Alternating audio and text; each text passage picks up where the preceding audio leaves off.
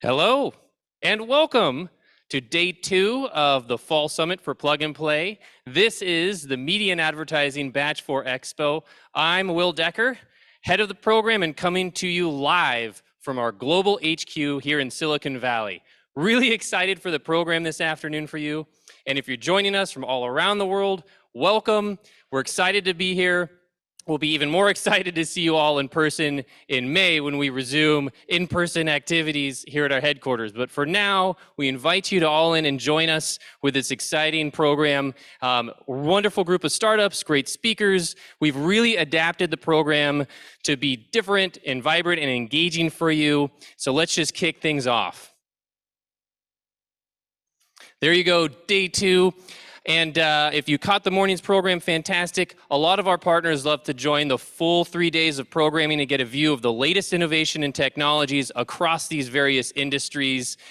And right now, you are at Media and Advertising. Still a very new program, lots happening, incredible technology focus areas, and an industry that has had transformative change across not just the pandemic, but even before then. So much is happening in this space around content creation, production, so we've got some exciting things to show you in just a moment. Plug and Play, if you're joining for the first time, we have a mission to drive innovation by connecting corporations, entrepreneurs, and investors, people who are really changing the world and activating that change through pilots and testing, investments, really putting that technology into the industry to move it forward and being a part of that future vision. So a lot of activity around there, and we'd love to have you here and to get involved. The way that Plug and Play does this is through a suite of services that supports both the corporation, the startup, and all the other stakeholders. This is through mentorship, events, connection, investment, everything that you need to really grow your business or to help you transform your current industry. It's those meeting of two worlds, the entrepreneur and the corporate innovation team, that happens at Plug and Play, and it takes a lot of work, a lot of focus, and a lot of connecting to make that happen. And we've learned, Plug and Play, throughout the years what things work and don't. And this is one of our biggest events. This expo represents the culmination of a lot of that work that the entire team and our whole ecosystem has been focused on in the past several months. At Plug and Play, you can expect to engage across numerous different areas with an innovation platform, a global network of investors and entrepreneurs. Usually people come and join the Plug and Play ecosystem to not only transform their industry, but to access a wide range, one of the largest ecosystems of entrepreneurs and change makers across the globe.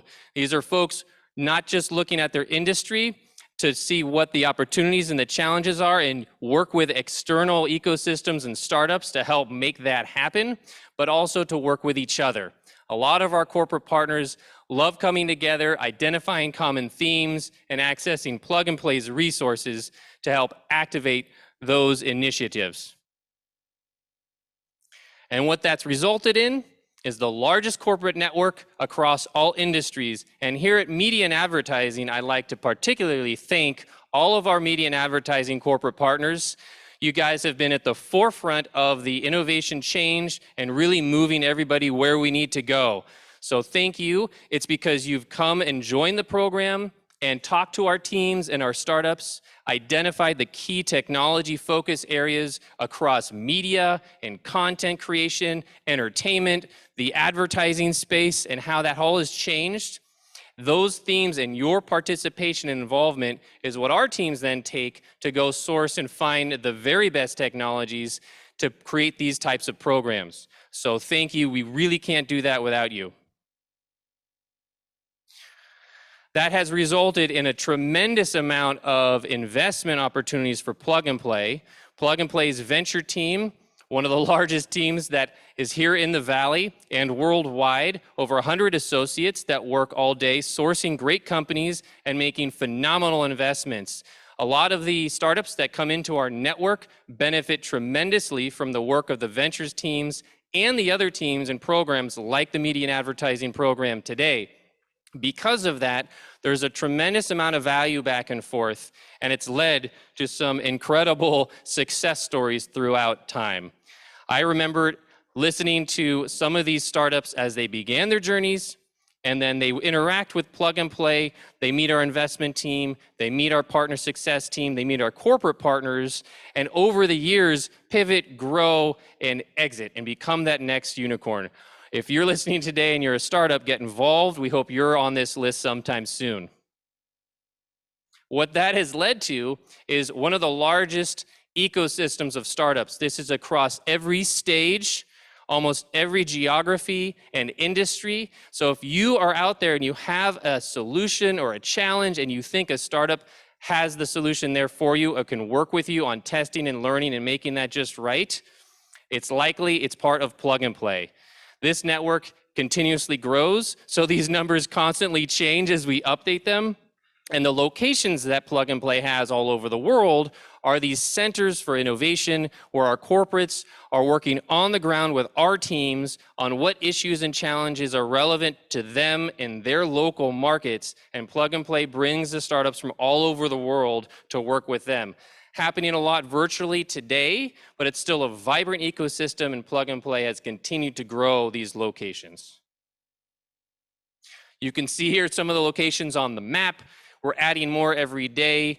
If you want to add a location where you are to get your local teams involved with startups, reach out to Plug and Play. It's just phenomenal. And if you're a startup, access to these ecosystems all over the globe has been a tremendous value add for market entry. I love going to these launch events and selection days at the beginning of the programs and seeing billion-dollar startups coming there because they feel like the Plug and Play location is the best way to land in those areas. One of the locations on this list, near and dear to our heart, is Los Angeles. Media and advertising, looking to really build out there. We've got a team on the ground, so excited for more news to come from there. The way these programs work, we've got our corporate partners. They give us their interests. We come up with common themes across the broad range of media, entertainment, advertising, technology, and come up with a list of 2 or 3 key focus areas, sometimes more like on this batch. And based on that, Plug and Play Ventures team reaches out across the industry, across all of our resources, sources for new companies, and brings those in through a series of collaborative review cycles to get to a batch, a group of startups that are highly relevant and focused to those areas. That batch then works with our partners, our mentors, our program, our amazing program team to really drive value and to get some pilots, some customers, some investments to do what they need to do to build and grow their startup through our program, ending with today. So this is the graduation of batch 4 for media and advertising. We went through this process three months ago, and if you want to be a part of this process for the next batch that'll start in the, call it the spring, end of winter, get in touch with Plug and Play. So today, what you get to see is technology from startups from all of these different categories. You have the in-app and creator economy, something that has been pretty consistent. Creators, people producing content, from individuals to brands. We've seen a massive shift of corporations becoming creators themselves, enabling creators, and that has led to a tremendous amount of technology that unlocks that whole ecosystem. It allows a creator to tap into the economies of doing what they do and getting paid for doing what they love. Data intelligence, deep fake, a lot of these categories in technology making the news and the headlines, so a great job by our ventures team from sourcing some phenomenal companies in that space. I'm excited to see those present to you today. Shoppable video, gamification, again, themes that have gone back in advertising for a long time, but continue to evolve. So we're bringing you the very latest and greatest in this space. Hopefully you'll see something new, something that had a gap and can be a key part of your strategy within there. We have lots of partners who ask us, how can they consistently create quality content Without giving up anything on pricing, technology has a key role to fit there. So that's been fantastic. And NFTs are always in the conversation. What are they? It's a broad term. How do we take advantage of the opportunity that creates? If things move entirely into a digital experience, what does that mean for our business? How do you advertise and engage with consumers in that space?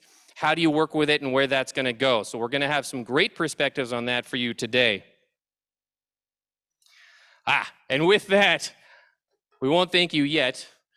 I did want to take this time to introduce our next speaker, our keynote for today.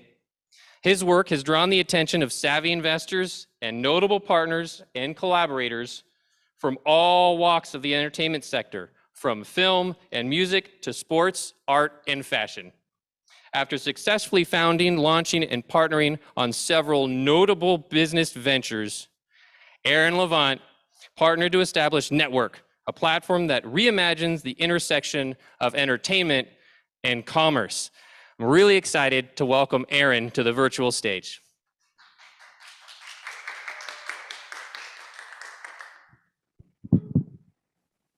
How's everyone doing? Nice to meet you.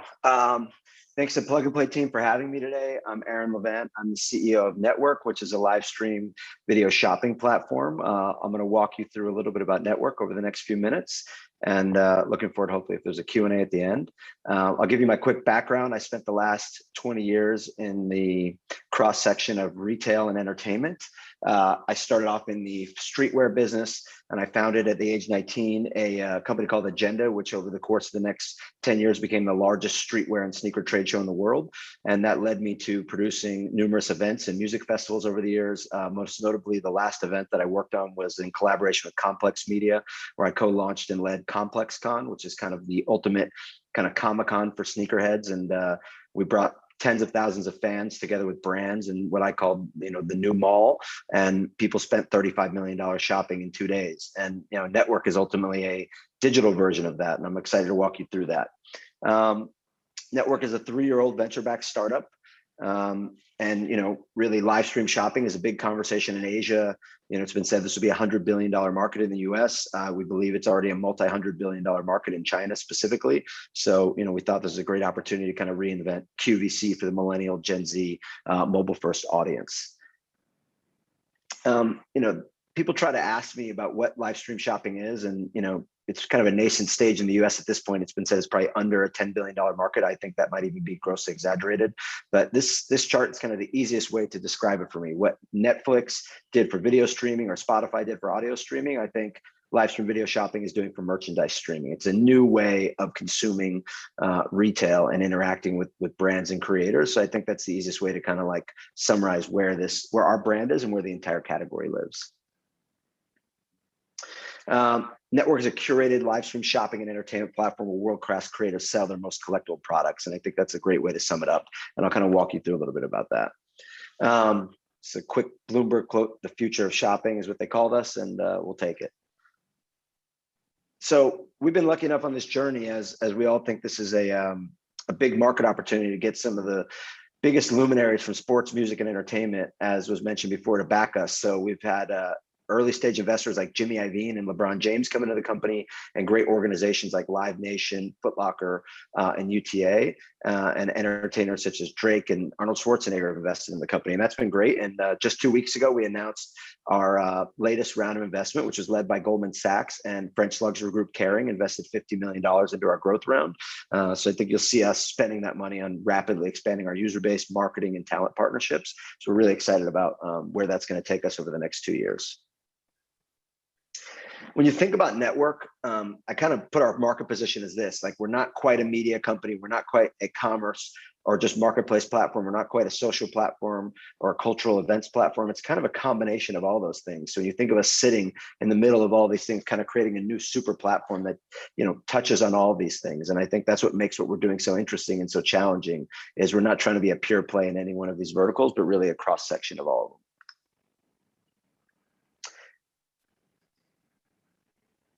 So for us, the content on NTWRK, on our marketplace, is really creators. And creators is a word we use that encapsulates brands, personalities, organizations, really any person or entity that has something exciting to sell, which started off as physical products. Now we all start selling digital products in the form of NFTs, but any creator, any creative entity that has something to bring to the platform is really who our supply side of our marketplace is. So for us, creators are everything. And we're really just trying to bring the most creative talent across multiple genres to this platform. And we don't sell products, we empower creators, right? And that's the easiest way to think about it. It's like we're really developing a technology platform that allows these creators to engage with their fans in a live environment and transact in real time and give those fans of these creators a really unique behind the scenes look at their creative process, their studio, how they created the product. That's really what we're focused on. To date, we've worked with almost, I think, 700 different creators. Here's a sampling. And again, those are huge brands like Nike and Adidas, to artists like Takashi Murakami and musicians like J Balvin, to esports teams like FaZe Clan. And we also work with a lot of non-endemic brands, which I'll talk about a little later in the platform. But basically, this is the people who you'll see live every single day on network selling, usually exclusive products or first to market products or, customized products. We have a really high caliber of products, and we're selling products that are as cheap as $20, or the most expensive product sold on the network is $25,000 for a lithograph or a piece of art. So we're selling a wide range of things from true luxury down to, accessible price points. And when you think about the audience side of network, really celebrating obsession, we're really focusing on the fandom. So it isn't about, being a pure play for just sneakers or music or beauty, right? We're really going after audiences that are hyper passionate fans about whatever it is that they love, right? So the similar kind of audience you would see at a Complex Con or a gaming convention or a Comic-Con, right? Those people that dress up and they're fanatical about whatever it is that their pastime or interested. Those are the audiences we're going after, but we think there's a lot of those different audiences. So when we think about the verticals, are really these audiences we're serving: sneakers, music, sports, beauty and fashion, technology, art, gaming, food, collectibles, and a few more are kind of the 9 different verticals we're focused on to date. But as we expand, we'll continue. And it's really anywhere there's a passionate fan, that's not just like a passive fan, that's really where we're going for our audience side of our marketplace. Just another nice quote from the New York Times: a true blend of or a brazen blend of creativity and commerce. We like that. And as I talked about before, we have the kind of supply side of our marketplace, which is these creators, right? But we also have these non-endemic brands and these media properties that want to get access to network's audience and to the creators. So we've really built a whole other side of it, which is kind of our media side of the business.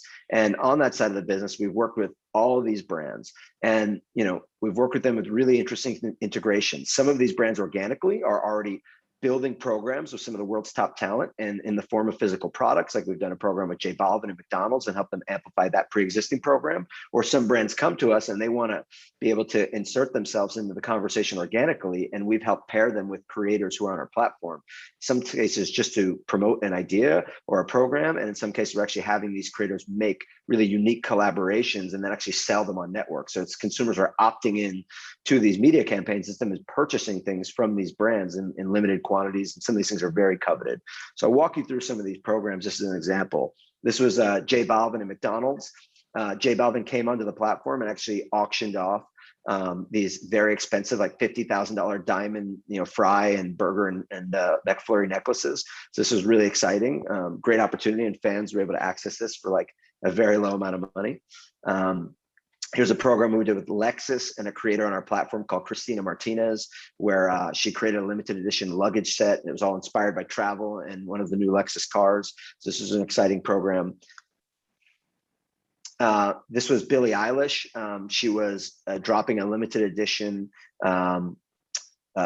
figurine or action figure of herself. It went on network before it eventually went on to Target, and she signed each individual doll that was on network and did a live stream. So we had like 30,000 of her fans show up at one moment attempting to get just I think there was only 100 of the hand signed dolls. So this is a pretty exciting collaboration. Chips Ahoy and Shoe Surgeon. This was a great program with the Boys and Girls Club, where Shoe Surgeon did a digital class teaching these kids from Boys and Girls Club how to actually make sneakers, and then he went on to actually manufacture a limited amount of Chips Ahoy collaboration sneakers that then went for sale on network. I think we raised over $100,000 for charity on this program, which is also exciting. And the shoes came out pretty cool as well. This was it was actually the very first launch day of Network. We had Odell Beckham come on and launch a pair of his Nike Air Force One shoes. I believe he sold 1,000 pairs in 1 minute. So this hyper urgency. And we also partnered with Complex, the media brand, to create a shoppable version of their YouTube franchise, Sneaker Shopping. So it's kind of a integration with both a media brand, a big celebrity, and Nike. So this is an exciting program, and also our very first day of launch. Here's Don Julio and Mr. Flower Fantastic, who's one of our most popular creators on the platform, who creates these really interesting sculptures. So he created a planter for an agave plant in partnership around basketball season with the NBA. So this is quite exciting. DJ Khaled launched his signature Beats by Dre headphones on our platform in a live stream, also with comedian Eric Andre. So it became kind of a great comedy content piece as well. So you think about all these things we're doing, right? It's a great combination of like celebrity, brand, limited edition, collaboration, sometimes multiple celebrities in the sense of Eric Andre and Khaled creating the thing. So it's like this multi-hyphenate of activity, that we're bringing. It's just like this immerse kind of like sensation we're giving to consumers, where you're getting multiple things they're interested in all in one time, and you're making it shoppable, and you're making it entertainment, opposed to them watching on YouTube and then clicking back to the brands.com and purchasing. We're really bringing it back to one centralized location where you're getting both things happening at once. This one went super viral. Chipotle had partner with ELF Beauty on a palette that launched on Network before it went on their .com. Brittany Sky, who's one of our in-house Network hosts, hosted this, and like this thing sold out in like literally 1 second. And I think there were like over 250 earned pieces of media on this particular collaboration ahead of the drop. Steve Aoki came on and launched this action figure, which actually went for charity for an organization called Find Your Grind, which is a youth education platform. So this was exciting. There's a couple more of these. Kind of skip this one. ASAP Ferg launched a limited edition BMX bike on our platform in a live stream, which is something he's passionate about. So again, you talk about the price what's that in. That's I think a $700 or $1,000 BMX bike. And Timberland had a license with SpongeBob SquarePants. And when they went to launch it, we got Jillionaire, who was part of the group Major Lazer, to come on, host the content. And then we had a creator actually make a snorkeling mask, because SpongeBob lives underneath the sea, and actually make a full-blown scuba mask out of the shoe. And Jillionaire actually went and made beats under the sea or in a pool while he debuted the product. So this is like, again, like multiple creators, brands, licenses all coming together in this kind of immersive shoppable moment with exciting content. Japanese artist Takashi Murakami has an ongoing relationship with us. Last year, he created an entire exclusive Christmas ornament set that he launched exclusively on Network for Christmas last year. We'll be doing another version of that this year, which we're excited about. He also launched a limited edition lithograph series that we gave all the money away to Color of Change and a few other organizations around Black Lives Matter last year in the peak of the social justice movement. And we raised over $1 million charitable donation off of that one live stream in a 10-minute period. So not only are we doing for-profit stuff, but also allowing creators to use our platform for philanthropic initiatives as well. Hulu celebrated Halloween last year, and we had a streetwear brand named Mishka create a Halloween exclusive capsule collection, which was great. And AT&T, around their city initiative, they did different area codes, and we helped work with different creators. This was with a creator named Ben Baller, who's a celebrity jeweler in Los Angeles, and actually created a area code necklace. And we did a docu-series around his favorite places in LA. So again, like telecom, QSR, streaming services, you're seeing a wide mix of brands able to integrate with Network and our creators here in an authentic way. So I think it's a really unique form of advertising and almost agency service we're providing on top of our streaming shopping platform. Last couple tidbits here. Percentage of transactions. So art and collectibles and apparel are our two biggest categories, but also home goods is a really growing category as of last year. As you guys know, people are spending a lot of money on home goods through the pandemic. Footwear is actually smaller this year. I think that'll actually go to 13%. But just interesting to see home goods. We think that will be a huge growing category, and art and collectibles is really what we believe will be the biggest over time. And those things are very unique. And also, if you think about it, for this kind of youth culture, hype beast, complex audience, there's a lot of platforms selling them apparel and sneakers, but who's really, becoming the wayfarer for kind of youth culture Gen Z audience, right? And bringing them cool things for their home. So we think we have unique opportunities network to kind of fill that white space and be the HGTV and the Wayfair for them combined, for people who love sneakers and pop culture and hip hop music, but like who's selling them the things for their home. And we think that's really a great place we're going to fill the white space on over the next year. I think I mentioned this before, but last year we raised over 1.5 million in charitable donations going to organizations such as Red, Color of Change, Michelle Obama's When We All Vote. So this has been something we're really excited, and we hope this year to at least double that through the different philanthropic projects we're working on. And again, we know we're not curing cancer or saving the world with making a shopping platform, but we are excited when this creative community steps up and uses their attention with the youth culture audience to raise money for charity. And that is the end of my presentation. And overall, we're really excited about live stream shopping.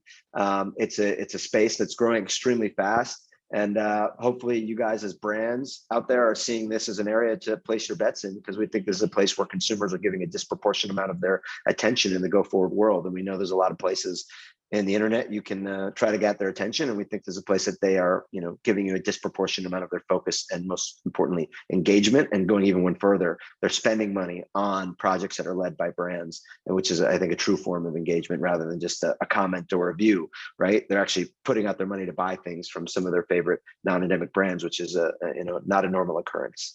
So yeah, thank you very much. I don't know if we're going to go to the Q&A, maybe if some plug and play team can let me know if we're doing that. Thank you so much, Aaron. I think if people want to connect with you and ask you questions, that's great. You can reach out to the plug and play team. We can make that conversation happen, and could not agree more. It's such an easy bet to bet on brands and shoppable media. So do it. Great things happening there. Thank you, Aaron, for your time. Thank you. And great things happening here. Just a few moments before kicking this expo off, I did a very bad dance on this stage, and it must have been so awful it brought the rain. So good things can happen in California. Hopefully we get a very, very strong rain and snow season here. And a lot of great things are happening across media and advertising, and I want to jump right into it. So the way this is going to work is we're going to have some pitches in a group followed by a panel, and the first group is contextual and data-driven advertising. A lot happening here, a great list of startups. And to kick us off, Junction AI is taking brand and user-generated content, turning that into revenue-generating advertising and e-commerce insights. So here's Junction AI. Hi, I'm Vance Ravey. I'm the CEO and founder of Junction AI. At Junction AI, we help brands eliminate the guesswork for creative decisions affecting their ads, e-commerce product listings, and packaging decisions. I'm an IT veteran with 20 years experience, 3 successful exits, and I'm a raving mad retail junkie and avid packaging collector. My team are an experienced group of experts in technology platform development, AI engineering, data science, product development. They have decades of experience. At Junction AI, we know that creative drives demand, and when you get it wrong, it can hurt really bad. The good news is today, the data is right there. We can solve this problem. We save brands thousands of hours of manual data analytics to crunch the insights in seconds so they can forecast what will work. We specialize in understanding what drives conversions, what grows revenue. We focus on the goal, not the assist. And we've proven our platform works, identifying the type of vehicle to feature for Toyota, even the color, or the copy featuring the specific benefit that dramatically improved Dr. Ho's cart value. Now I'd like to show you how it works. This is how we drive insights that inform vendors of how to boost their sales on Amazon. Amber AI is designed to help Amazon retailers that are working with Amber Engine to improve their product information so they can really deliver more sales on Amazon. The challenge for businesses that we're seeing is how to translate the data. Could be done manually if you had, thousands of hours to spend on it, but we're doing it for you. This is where you're going to see a bit of a summary at the top here, and this is where you're going to start doing your work and finding out what you need to update, what you need. So I've added in Bistro there now, so we've used one of those energizing concepts. Those changes have made quite a big difference in your score. Our ask, we're looking for partners for innovation pilots with major brands and e-com platforms so that we can provide them our conversion-focused insights to boost their product marketing. Thank you very much. And thank you, Junction AI. The future of contextual advertising is here. Lens AI is transforming the advertising industry with AI-powered, data-driven contextual advertising. Here's Lens AI. Hey everyone, Lens AI team is here. At Lens AI, we do a unique job of building connections between any and every element of a digital world. Associative thinking, to put it simply. Setting it to work in the digital ad industry allowed our startup to be present in 3 hot industries all at once: artificial intelligence, digital advertising, and e-commerce. But let me take you back to our roots. We started back in 2019 as a bold idea to make online shopping fun, safe, easy, and irresistible. That's how Lens AI Shoppable, the product-tagged part of our technology, was created.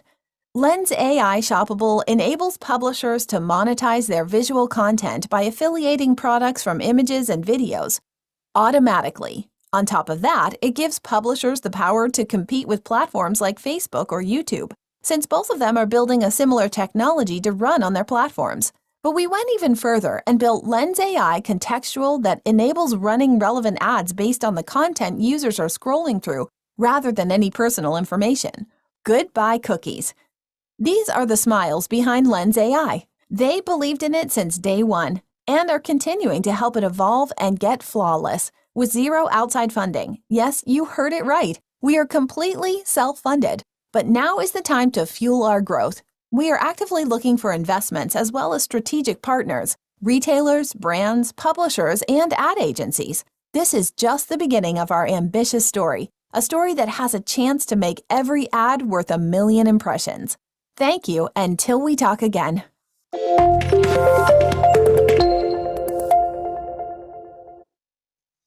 And thank you, Lens AI. Content creation is no longer complex. 12 Labs is helping creators by focusing on the actual creation process.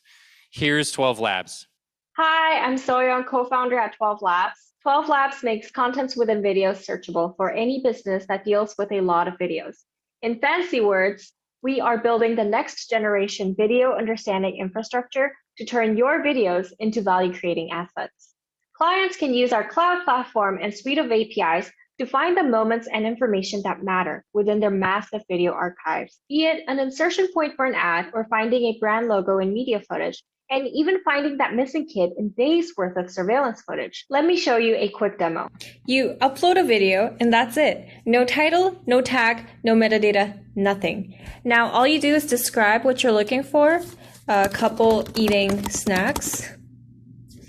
And in less than a second, you have all the scenes where a couple is eating snacks. Such a weird combination.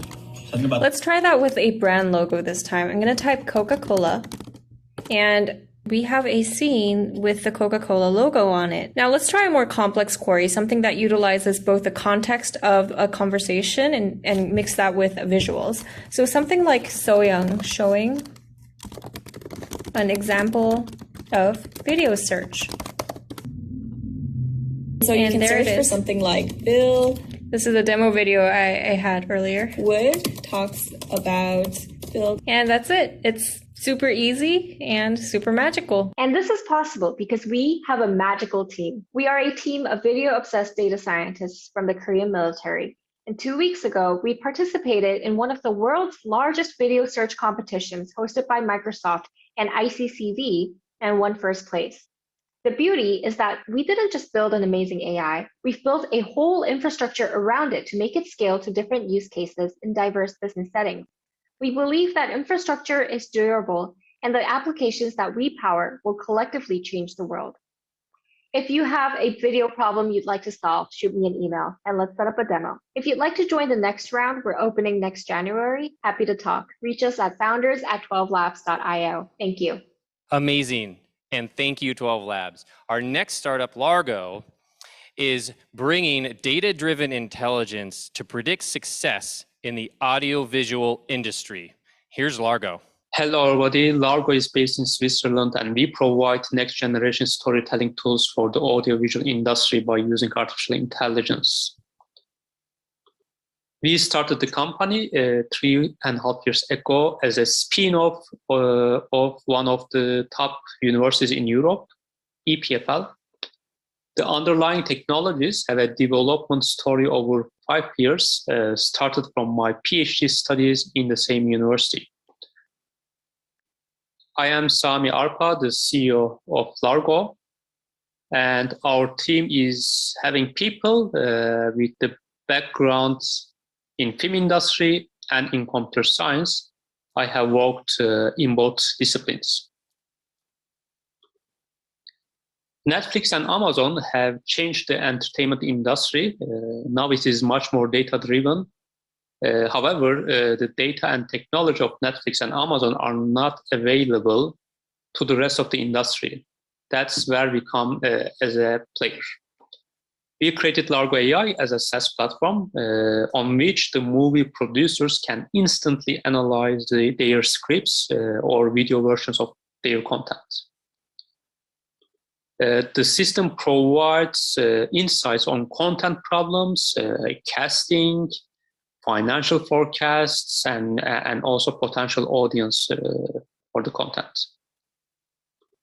We already have many players in the industry that are using the platform, including some big players and many independent producers.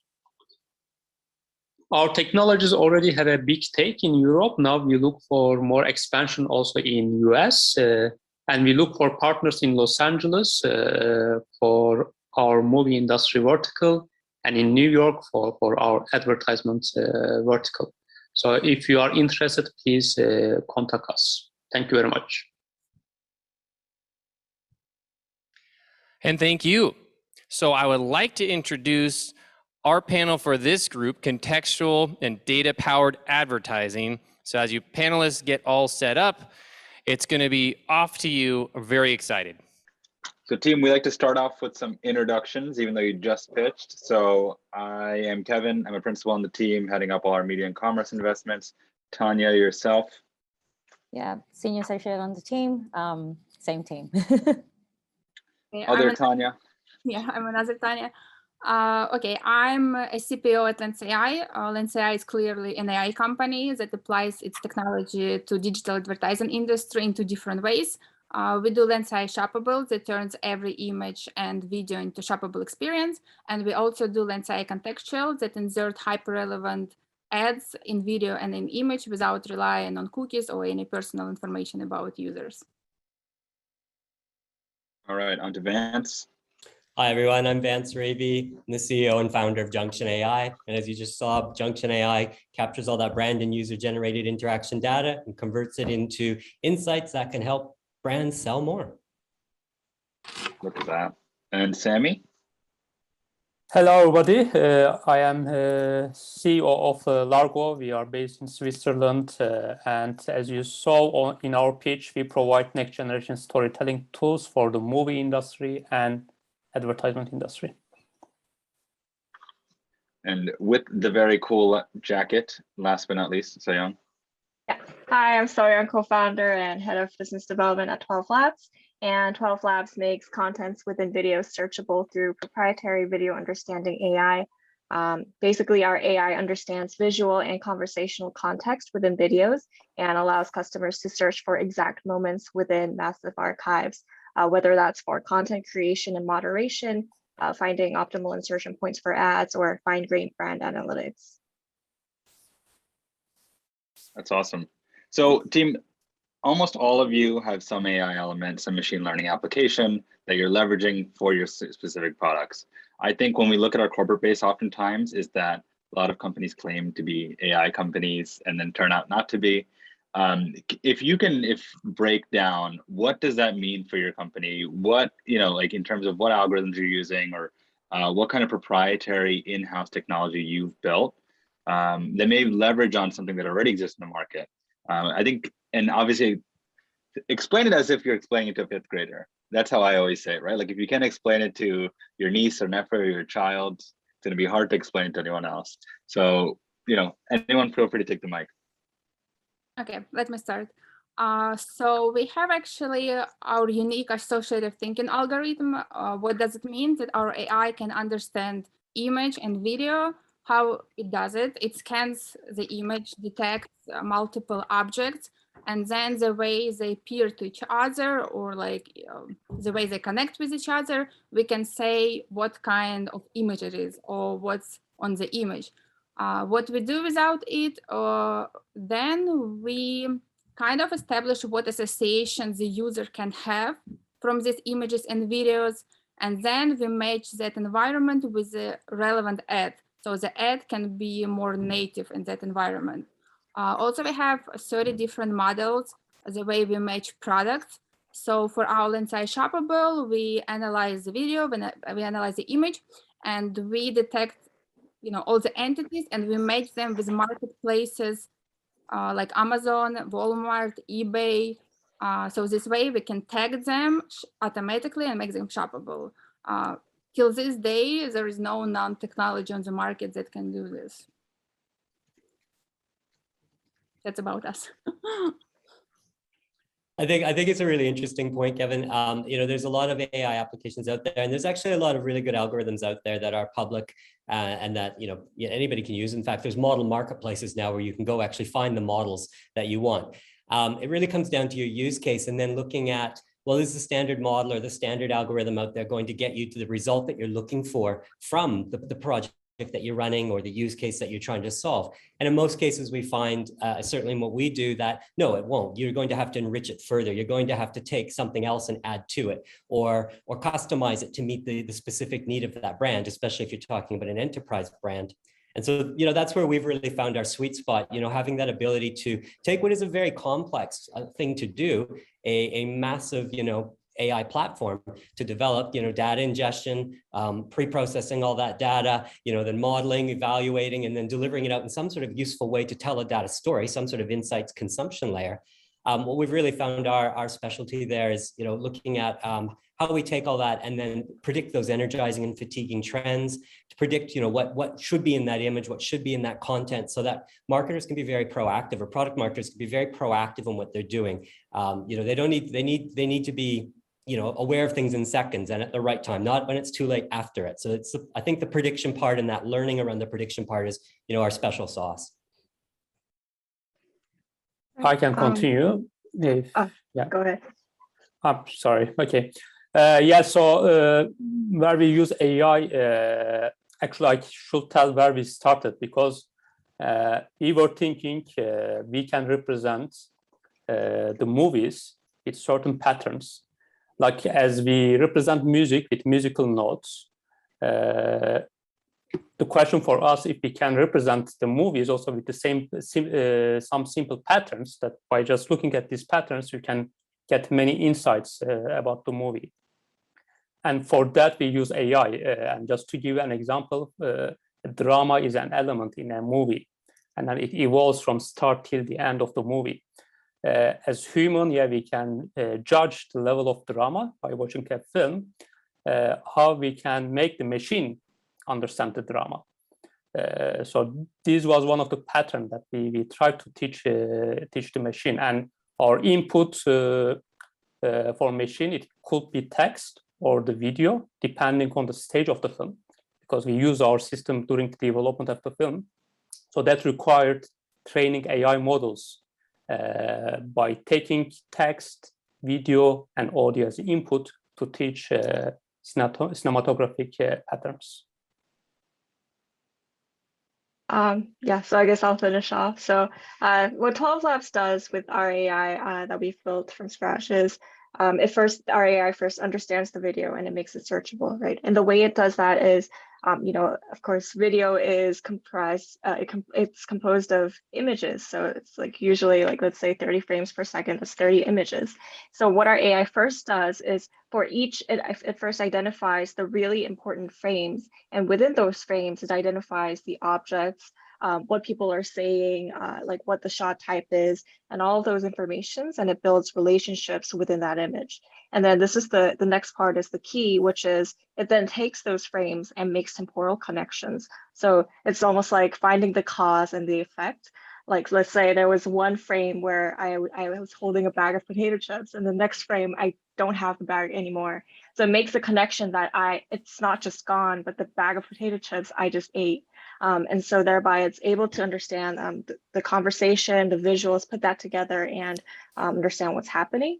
And then once our AI, when a video is run through by our AI, it turns the video into vectors, which are basically ones and zeros, which makes it super fast for the AI to search for when a user is typing in a search query, like Soyoung just ate potato chips, for example, and that search is instantaneous that way. Super interesting stuff from each one of you. Yeah, I guess one kind of common theme that I'm starting to feel amongst you all is also kind of the focus on contextual insights. I think the advertising industry has obviously, come back to contextual almost. It's starting to revive itself again, given that, cookies are getting depreciated, all these kind of privacy expectations from the users as well. Would love to get your thoughts on kind of the importance of contextual, especially moving into this kind of cookieless era and what that means for your company and for your clients as well. Yeah, I think it's actually very positive that we're moving back into that era and a lot smarter than we used to be in it actually too, because we can process so much quicker and get so much more, I guess, bang for our buck in that way.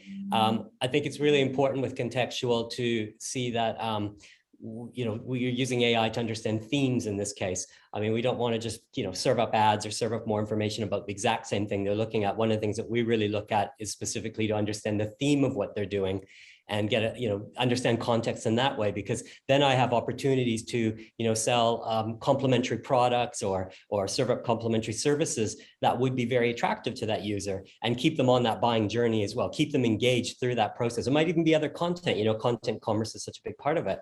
So, if we can use contextual in that way, I think it's a really smart way. And I think it's a great change from, using cookies where we weren't necessarily sure, who was using the laptop, exactly what was their context at that time. We didn't really know what their context was at that time. So, this return to contextual allows us to really use that power of prediction and what we're doing in the theme side and what's energizing or fatiguing or changing with that, how they're behaving. It gives us a lot more avenue to be creative.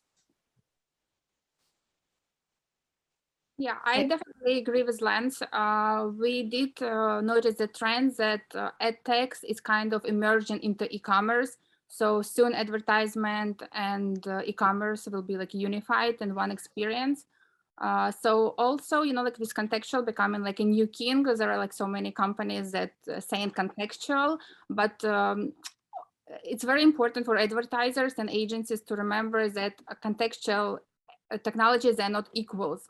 It's very important to check the efficiency of that technology, because it can be only key search, like keyword search, which is efficient but too simple, or it can be technologies that can do multi-dimensional, analysis of the web page, and that's where is the gold. So yeah, I think there's been a lot of really cool technology and there's a lot of ways to analyze and capture user behavior or user preference. But today, I think we live in such an age where there's such a proliferation of content. There's so much content, right? And the question is, how can we connect the right content with the right, user? And when it comes to the content, because there's so much being produced in real time, there needs to be a way to be able to understand and extract the really valuable essence from it, and then match that to user behavior. Maybe just to connect from Soyoung's point, I think the emotions are cognitive part is very important over here as well, and it is actually much harder for AI as well to understand, to predict that part. And also once it comes to the partners, because let's say with AI, you detect a car, a road on a video, which gives you some insights, metadata to analyze. So these are tangible stuff. But once you try to predict emotion, understand emotion, which are also real things sometimes that connects the audience, you cannot have a 100% accuracy on that things, because there's no consensus over these definitions. So this is also a challenge, I think, a block for the usage of AI. In our experience, we see you still get more unbiased predictions for such context, but sometimes AI is wrong, and then this demotivates the users' creatives. They just look at this wrong point. But if you look at in general, actually, it becomes much less biased from a few people's opinion, and it gives where the content can end up for the majority of the audience. So about that point, Sami, actually really, really interesting. I've always had this kind of curiosity about, the fact that we are using historical data to make these predictions, right? And, given that content is getting produced, as you mentioned, So-Young, at such a rapid rate, right? And users are also getting used to particular content very, very quickly, right? You're getting fed so much of the same similar type of content. And let's say Sami, especially if Largo is saying, hey, in the past, this particular movie worked really well. We're saying that based on this, in the future, it may work pretty well too if you use similar techniques, let's say filming techniques or pictures, etc. But will that then, I guess, make the consumer constantly see the same similar stuff? Like, how do you also spark creativity, and how do you bring, people, how do you encourage people to do new things while also using AI and using these historical predictions? That's very good point, actually. I mean, one thing we tell on that question, the industry is already using the same recipes, let's say the same recipes of the movies to, if you look at Hollywood, there are the patterns. We don't forget about AI, like hero's journey, and then for screenplays, like 3 pilot, 5 plot structures, there are already a lot of structures. And these structures actually coming in a very limited experience, okay? Experienced producers, they see something is successful, and then they put it in a recipe, and then they do already a lot of the same movies. AI is also bringing some recipes, or it's making some recipes more apparent in front of you, but it can see much more connections than like from a producer's experience, because it looks like hundreds of thousands of films at the same time. So industry is already repeating some recipes. It brings actually, again, some recipes, but in a much more variable context. So that's so in that manner, we think AI will increase actually the variation of the content, as it can see much more connections that a human cannot see easily. And one additional thing on that, the other thing, AI, okay, it is learning from the past, but it doesn't tell just to repeat the past, because sometimes it captures the trends. Just to give an example, we have seen in Italy, drama movies are getting more and more popular in 2019. And then, so AI can tell, okay, you should have a film like having this much drama. But what we have seen, it was suggesting to have drama even more than the average in the past, because it's seeing a trend, okay? It sees as you increase more, there is chances actually you'll get even more reaction. So it actually proposes something not too far, but still something different, what's happening in the past, because it's seeing a trend and then it wants to go more forward in that direction.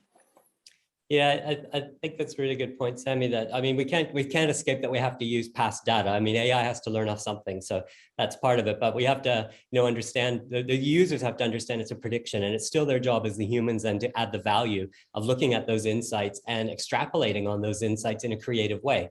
And, so we deal with this in 2 ways. One, we look at your first party data and we pick out of that. And of course, that first party data is historical. So there's going to be a certain amount of the insights that are maybe just validation of the brand, maybe just validating that, yeah, you're on the right track, that your strategy or on your creative and your execution is okay. But what's coming after that validation set of insights? That's where some of the gold might be. That might be where some of the interesting insights you hadn't thought of before, or you hadn't thought of in that way, appear. And you might have a new creative angle on it there. The other thing we do to try and counter this is we also look at benchmark data that we can capture. Maybe, say we're looking at e-commerce, we might look at, information off one of the major marketplaces.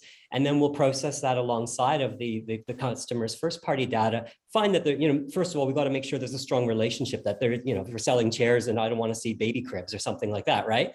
But then we'll look at that and say, well, what are they missing that you could be using to improve your opportunity to sell, an opportunity to get found by those consumers? So, we have to bring that new information in. So we're giving the creative, the marketers that ability to then expand their creativity and take different avenues, things that they may have not thought of before that were in their customer persona. You get a bit locked into those personas at time. And, this happens to all brands and happens to the agencies doing the work. So if we can introduce some benchmark insights, something new out of their own insights, as opposed to just validation ones, we're sort of opening up some new avenues for them to get out there and find new ways to attract existing consumers that they maybe hadn't got a good bound with yet or got to take an action yet, or expand their audience to other people that hadn't really considered their product in the first place. Right. Well, from what Vance and Sammy both said, I think what's really interesting is that AI isn't, I think, meant to replicate human creativity and then replace it into a more efficient way. But I think it's a tool that aids human creativity. Like maybe it could be like looking at something at a new angle with the help of past analysis from past data. But I think what I see is a lot of tools that aid, whether that's advertisement or it could be a wireframe, for example, Figma. There are so many tools, especially in video content creation as well, that allows creators to be more creative. And it's not just the professional advertisement creators or the producers that are just creating content. It's pretty much everyone is a creator these days, right? So that plus generative AI, generating voice or a deep fake kind of content, that's also a way to express human creativity in a more easy way. So I think that all ties in together to really aid in just expressing creativity in more diverse ways. Yeah, and I will just add that definitely content rules sales. And what we see is that there is a big focus on the visual content, like images and videos. No one wants to read anymore.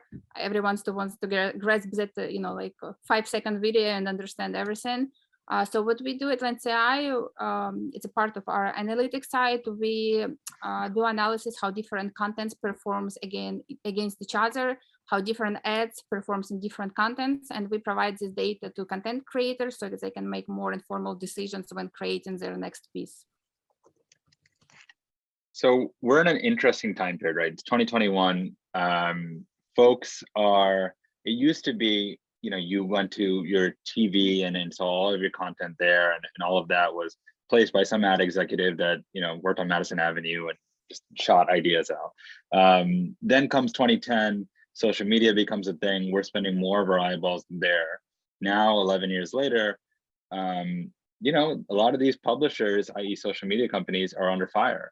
And there is, there's a movement to delete your account, to not post, to become more singular, more clear, more private networks. So Soyoung, you mentioned kind of the huge influx of UGC.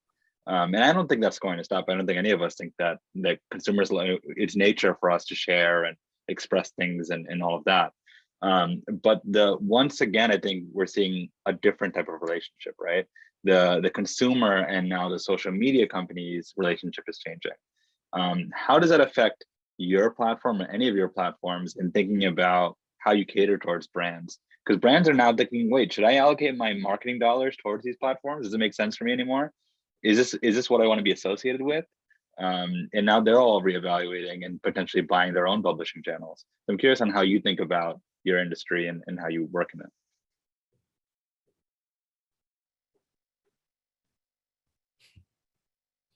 I'll jump in. I'm not sure. I'm not sure where to go on this one, but there's a lot there. I think the other panelists will be able to help on that. But I do think there's a couple challenges in the industry, and one is that relationship that we have with the marketing agencies in that space as well, and the role they play.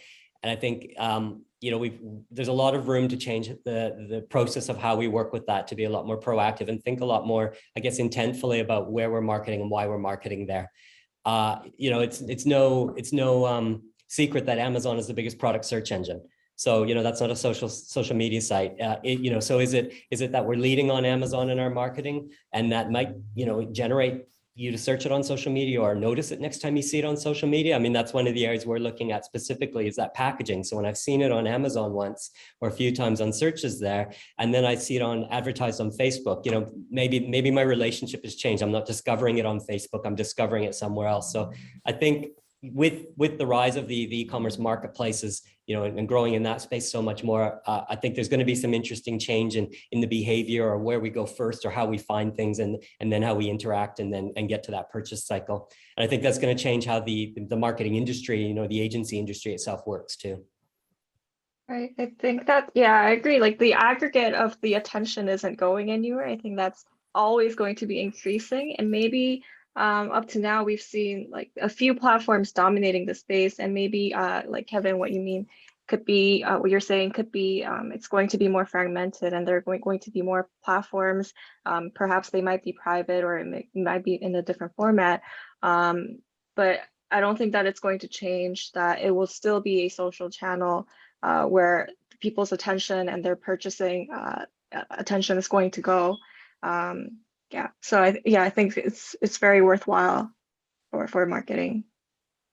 Yeah, also like what we do at Lens AI, we actually help media companies to compete with social networks like YouTube and Facebook, because Facebook and YouTube, what they're building right now, they're building a technology that will turn any image into shoppable one, like kind of the same that Pinterest does right now.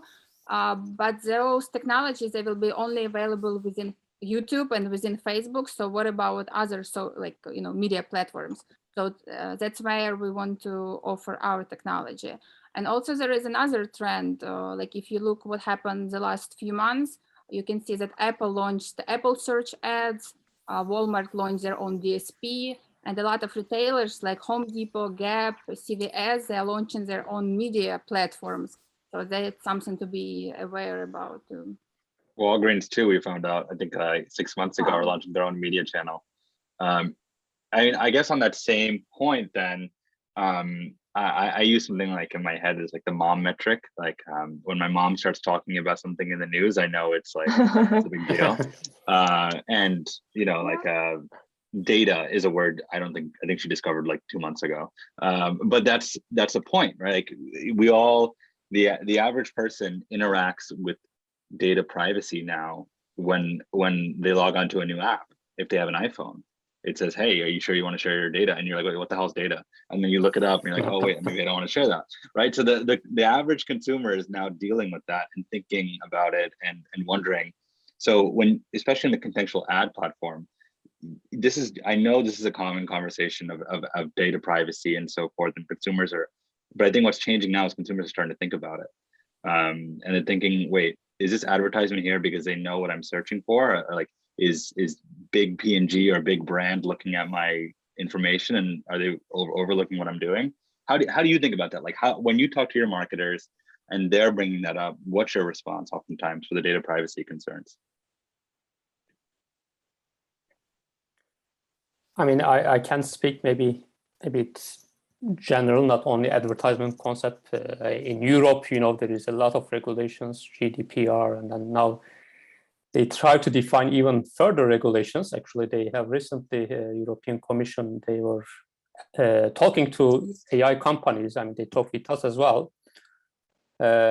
So what they check at this moment, I mean, if they limit this learning with AI, especially public data, okay, we have also a lot of public data to learn for both advertisement from our side, also for movies.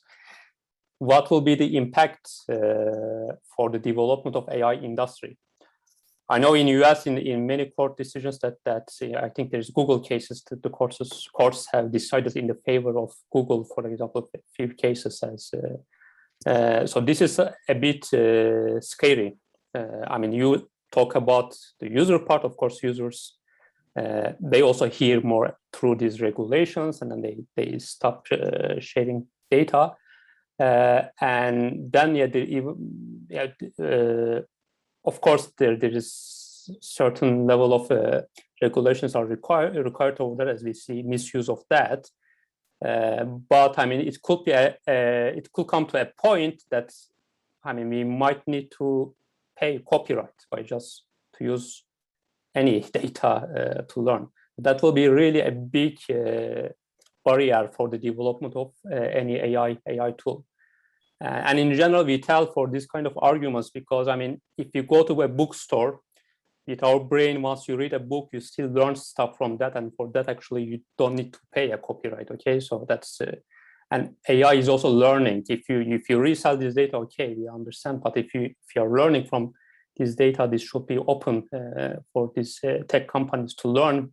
Eventually, it's useful for a global progress. I think for us, I mean, we started from first-party data. We never used third-party data at the beginning. We had a first-party data strategy from day one, just because there's so much gold in that data we felt, and our testing proved that. And I actually think it's an advantage to think of it that way, because it allows a marketer to really think creatively about how to engage with their consumer to get more useful information out of them in a way that rewards both sides. You know, so whether it's the QR code on the cereal box that gets the kids playing a game, or you can trace your food sustainability and, you know, it's transport and all those sorts of things, it's carbon input carbon footprint, you know, all of that is an exchange between your consumer and you. And so that you're getting something from them, but you're also giving them something. So I think that's a great advantage. Whereas before, you know, like, I hate to say it, but it's kind of lazy if you could just tap into a big co-op data pool or just buy a third-party, you know, database of information. That's not your customer necessarily. That's just some generic data. And we used to fish in there and think, oh, let's just try, you know, we'll find something in it and use it. But we don't know if it's really our customer, really appropriate. So I think this is actually far smarter marketing, a far more intelligent, modern way of marketing. My second part on that is, I'm quite happy to have that exchange, knowingly have that exchange, accept those cookies or accept that they're going to track me in this way, or tell them and direct them which way I want them to go, because then I'm getting products and service information I actually care about and want to interact with. I mean, nothing is more annoying than those ads that seem to not know that, you know, I'm a guy and this is what I'm interested in, and suddenly I'm seeing something totally wrong for me. They're trying to get me to go to SpongeBob SquarePants. They don't know I have kids, you know, I don't have kids or anything like that, right? So serve me up what I care about, what I'm interested in. I'm more likely to engage. We're going to have a great relationship as a result, brand to consumer, and that's going to be much stronger. And I'm going to actually feel they care about me and care about what I, you know, how I want to interact with them. So I think this is positive. Yeah, definitely all these privacy issues, they gave a big push to AI companies, you know, like especially those that can understand videos, emotions, any like other semantics. So it's like actually very good in efficiency in the industry, and startups should innovate around it. Well, 12 Labs doesn't, so we don't deal with consumer or end user data. So I'm really not an expert in this, but something that we've been doing that we found like our customers are very happy with is, you know, video data sometimes can be sensitive in that it can be a private data, and although we store the videos in a closed server that only they have access to, what we do is our AI actually transforms the video into a form. It disfigures all the it finds all the faces and then disfigures them, and basically desensitizes the data so that when a human were to look at it, it wouldn't be able to distinguish, you know, it would be able to know what is inside. And something like that, you know, Vance, you mentioned like this can be a good marketing tool, and we have found that effort to be very worthwhile. And yeah, it's very safe as well.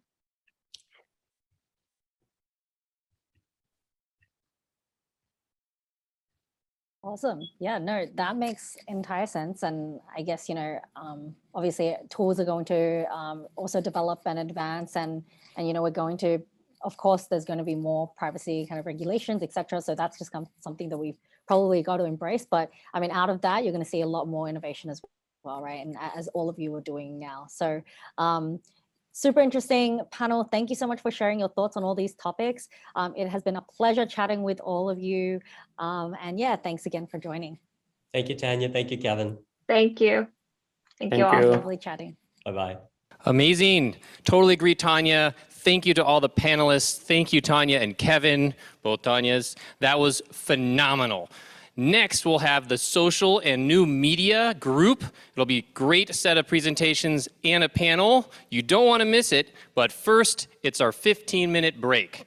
So it could be a bio break, it could be a dance break, whatever you want, but keep that tab open. Come back after 15 minutes. Social and new media is next. Very exciting. You don't want to miss it. The 15-minute break starts now. And welcome back. This is Plug and Play's media and advertising batch for Expo. We've got the second group coming up for you right now, social and new media. This is a great group. We're going to have our pitches.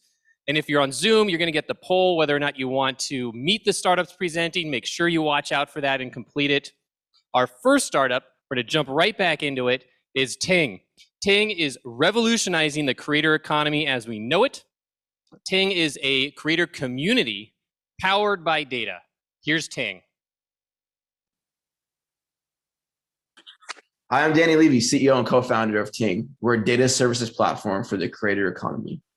I'm bringing in my 16 plus years of experience in hiring some of the hardest to find engineers, designers, product managers in the world, working for Elon and Tony Fadell at companies like Tesla, Google, and Nest.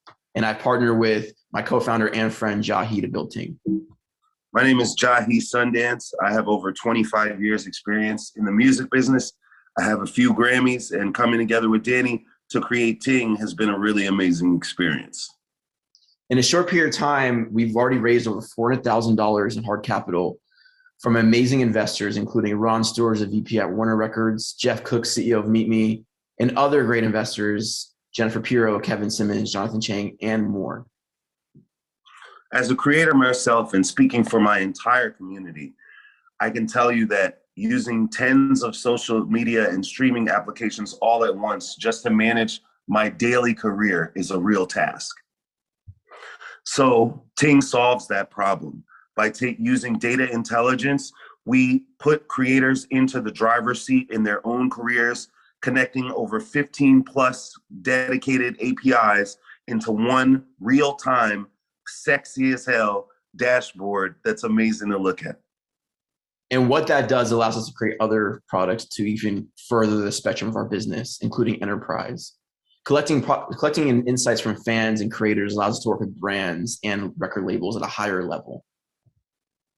And so far, we've already had connections and partnerships with companies like Warner Records, MTV, SoundCloud, and Top Dog Entertainment, working with artists like Sweetie, Meek Mill, Miguel, and 21 Savage. Appreciate y'all today. We are looking to raise, hire, and continue building out our platform. Appreciate it.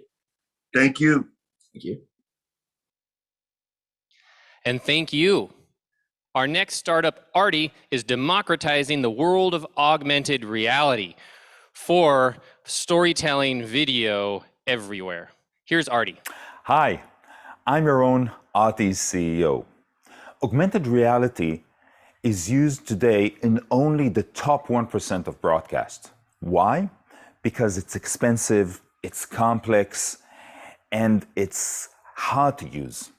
ARTI is changing all of that by introducing augmented reality that is affordable, easy to use, and can be used everywhere. That makes augmented reality available for all video creators. How do we do that? Well, we're using Unreal Engine in the cloud in order to render our 3D graphics, and that leads into what Epic Games termed as the Google Slides of AR. ARTI was founded in 2019 by a combination of technical, product, and creative people. We've raised so far $4.6 million. And let's take a look at how our customers have been using us. Horse Racing Ireland are going live with ARTI in major races on Facebook Live. WRC used us for racing coverage on digital platform. For CBS Sports, we brought the gaming experience into car racing to provide a virtual heads-up display. ARTI is expanding into a much larger market, the creators market.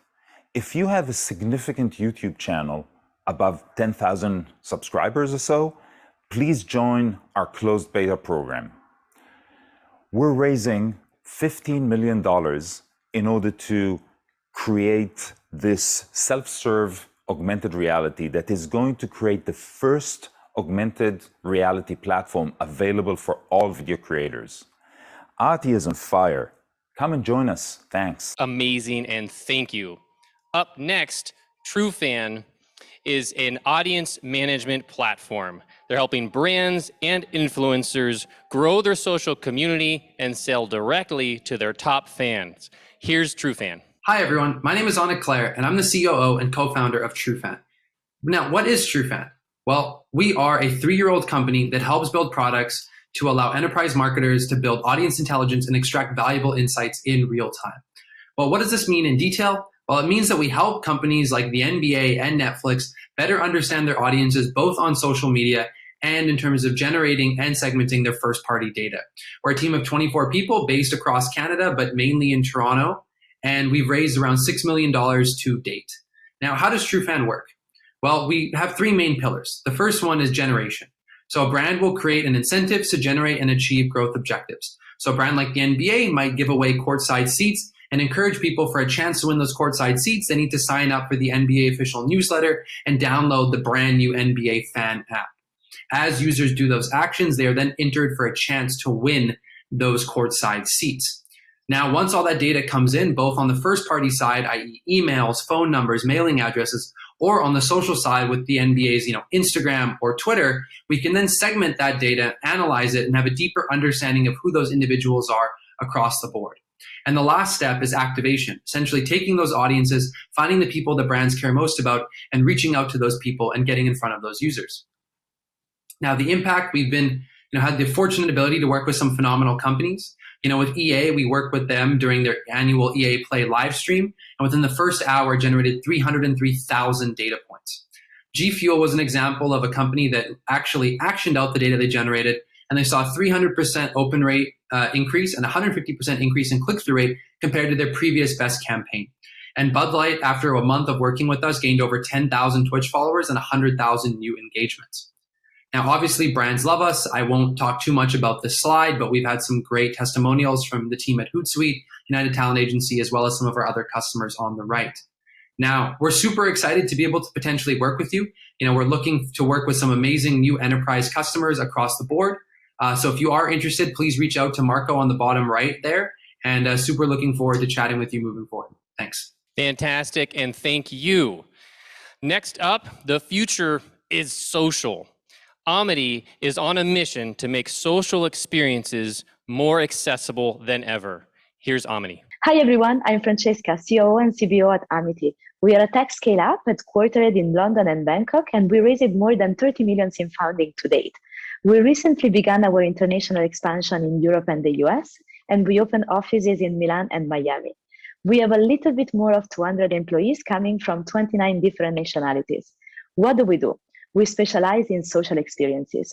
We help companies worldwide to build digital communities with the help of plug-and-play social features.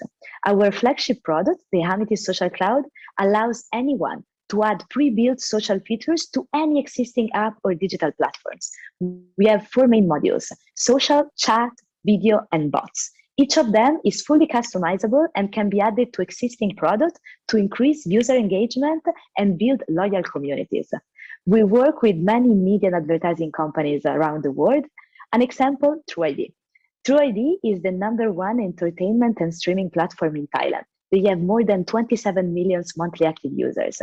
We support them in making the viewing experience memorable for the users and in building a real community platform with the help of a number of different features, from live chat to community groups to user profile to live feed.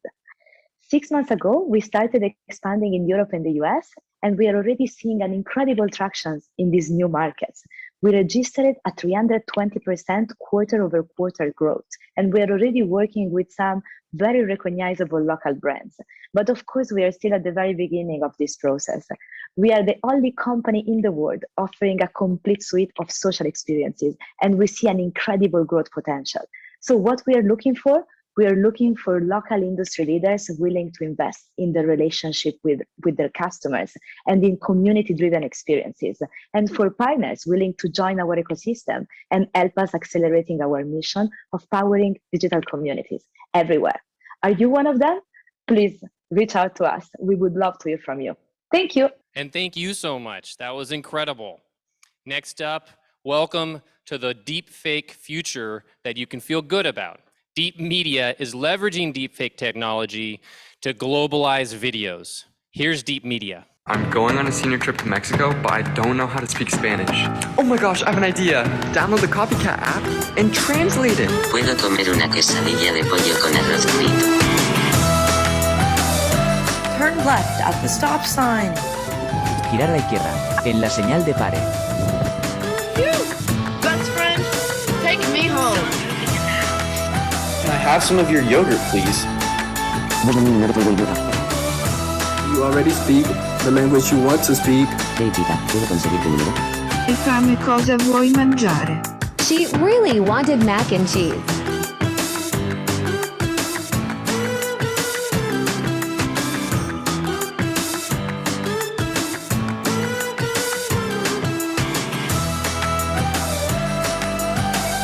She only speaks Spanish, and I wish I could talk to her. Luckily, using the Copycat app, I can flirt with her a little bit.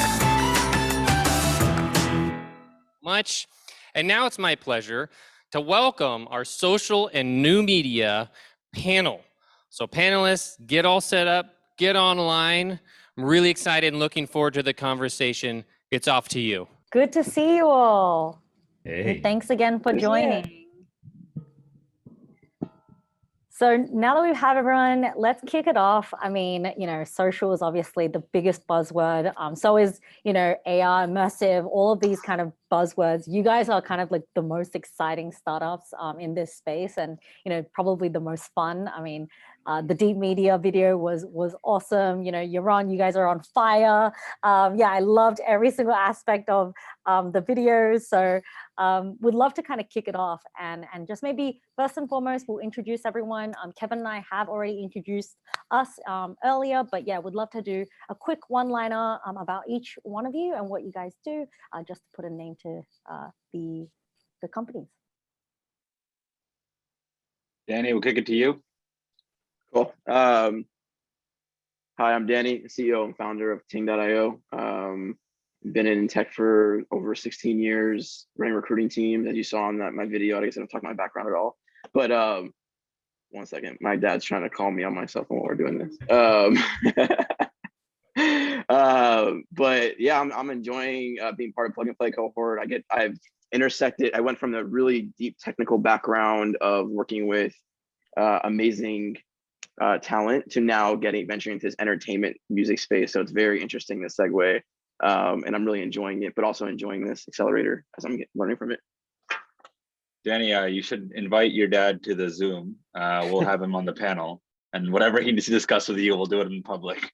He's probably asking what I want to eat. That's why he asked me what. Yeah, I'm sure. And that's a very important question. The audience should know. I'm visiting them in Miami right now, so they're trying to yeah. But I appreciate the what you guys have done for this accelerator so far.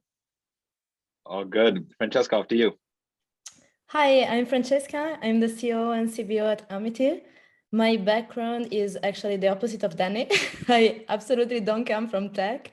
I have a legal background, so I come from the legal industry. And Amity is actually my first experience in tech, which I'm loving so far. So I think I won't change industry anymore for many years. So at Amity, as you saw in the pitch video, we specialize in social experiences. So we provide plug and play social features that can be used in any existing app or website to enhance the experience and increase the user engagement. We love to see non-tech go into tech. I hope you own at least one Patagonia vest, if not more. I'm getting used to that. When it's the other way around, you want to decrease it. You're trying to get rid of them. You know? Right. Yeah. Yaron, off to you. So I'm an engineer, a software engineering background, studied computer science and mathematics way too many years ago. So did a career in engineering, then switched to product. And this is the second startup that I co-founded. The first one, a company called SalesPredict, was acquired by eBay 5 years ago. And ARTI, as you've all seen, so I'm one of the co-founders and the CEO of the company. And ARTI, as you've seen, is on fire and truly is making augmented reality that any video creator can use because it's affordable, it's easy to use, and you can use it everywhere. Love it. I hope this is not an AR version of you. No, this is the true one. And also on the same subject, I hope this is not a deep fake version of you, Virgil. Maybe well, I'll never tell. I would not be able to. Am I a deep fake? I don't even know. Yeah, right. Well, yeah, my name is Virgil Gupta. I've been building apps and websites since I was 12. About 4 years ago, I started a deepfake specialty with the idea of using this technology to actually do something good in the world. About a year ago, we discovered our niche of building a universal audio video translator where people can take their existing videos, whether it's TikTokers or YouTubers or Netflix, and translate them into over 50 different languages automatically. Very, very cool. And I saw that you guys are also playing Cupid, trying to help people flirt in different languages. Love it. Awesome. So maybe I can start off with the first question. I mean, you guys are all kind of sitting at the forefront in terms of trends, I would say, social, immersive experiences, deepfake. Would love to hear kind of your thoughts on what you're seeing from customers, what you're seeing from, inquiries, maybe inbounds, just like the change from, let's say, pre-pandemic to now, and any insights you can share on that. I can start. So I've seen a huge transition. I mean, it started with Clubhouse for me. Clubhouse was this really like this bridge connector between the entertainment space and technology. And since then, we've seen the digital space just boom from altcoins to NFTs to deeper forms of metaverse and Decentraland and things like that. And I think that what's exciting about it is consumers are rediscovering themselves through community. I remember, and I'm old, so AOL was my thing before, and AOL is like the experiences on AOL were different than they are where we work today, or like before maybe Discord came. It was a lot of social posting, and then now it feels like it's kind of getting back to that same kind of feeling. You can connect memories and make memories. So I'm really excited about that, and I think it's just building a stronger community sense, the new market. Maybe I can go next. So for us, has been incredible. So I think that the difference between like pre-pandemic and post-pandemic is huge. Main reason is because we are a B2B company, a B2B2C company. So we tend to work with big brands. And at the beginning, we were like the one really pushing our clients to appreciate, understand the importance of digital communities, the importance of investing on digital platforms. So they were always prioritizing the offline experience. So the investment was never equal. So for example, imagine a big retailer, they invest so much on how the client experience needs to be in a physical shop, but they don't invest as much in replicating that sense of belonging and that incredible end-to-end experience on a digital platform, which is what Amity is kind of trying to achieve, right? And we were trying to educate companies, and they were always, oh yeah, this is not on top of our priorities at the moment. And in a second, everything changed, and we had the same companies that were kind of deprioritizing this type of investment, reaching out to us saying, oh wow, now digital is really the only channel that we have, right, to engage with our clients. So we must really focus on this. So I think that this is just, the pandemic has accelerated a process that was already, of course, happening, but I believe that many positive things in terms of technology development came with it. And I really believe that we're gonna kind of still seeing in the next years many more positive things to come in this sense. I think kind of following up on the previous two people, it's the acceptance of the metaverse and in general kind of marrying virtual and real. So be it an AR and deep fake, et cetera, it's if let's take the simplest thing. Did we 2 years ago, if someone would have told you that we would have done this completely on Zoom, You would say, no way. I mean, we need to be in person. It doesn't make sense. So that's kind of the basic. On top of that, you can, when you talk about metaverse today, you sound a logical person. If you would have spoken about metaverse 2 years ago, you would have sounded like, a little bit of a weird futurist. This is so true. So I'm not going to lie, Yaron. The term is new to me as a VC. So can you break it down for a second? What is this metaverse term? I know that Facebook is obviously rebranding as a metaverse. What does it mean for you and playing in that space? So I'll be very direct and say I don't think that there is a single person that actually can define metaverse really well. I think it's an invented term, and everyone has its own interpretation of this. I think that that's a good way to a good term when you think about the combination of virtual and real. So if we would have had a situation where instead of being 6 boxes, we would have been around the table and conduct something that would be more related to an experience of being in a real world, this would be a metaverse conversation. If our if the icons representing us would talk instead of us, this is going to be, so it's some sort of the way I like to define it, it's a way that you bring your real personality or your virtual personality into the opposite world.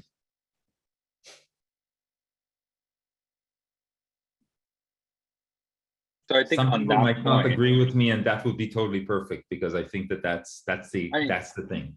That's how I always understood it, or at least always, meaning by this morning. Ready Player One, I think of like the metaverse as that will be the metaverse. But kind of in your point on reality, what is reality? So like, let's take Francesca's company. If you talked 10 years ago, a community is a group of people that are together physically.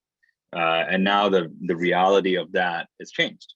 It can be virtually, it can be even someone you don't even never seen physically. It could be someone you game with.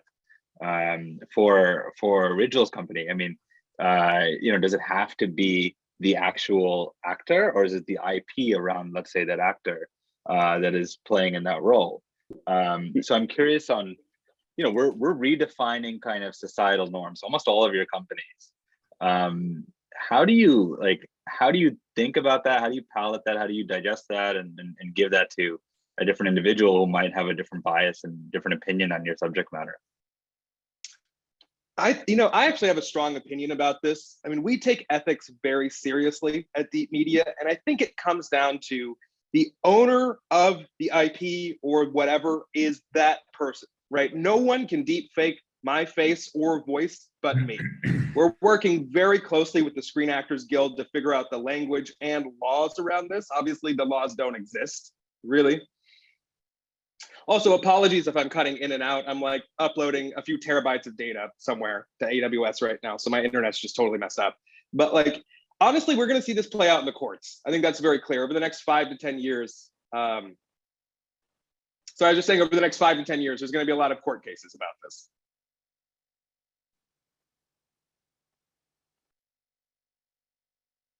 Well, not necessarily in kind of the efficacy of it. It's more of, so like, let's take, Danny's company, right? Like a creator was not a role that you could go and say to someone and they'd be like, oh, that's a paying job. If you told your parents you're gonna make an album and like put it on Spotify, they'd be like, go to school. Go to school.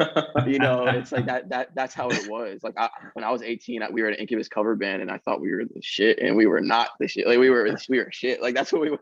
So like then you realize that, but then you like, even if I had the aspiration to want to make that happen, I couldn't have because of the surroundings around me, right? The no technology, my family's not supportive, so like you don't have any barrier helping you. It's like there's so many barriers against you.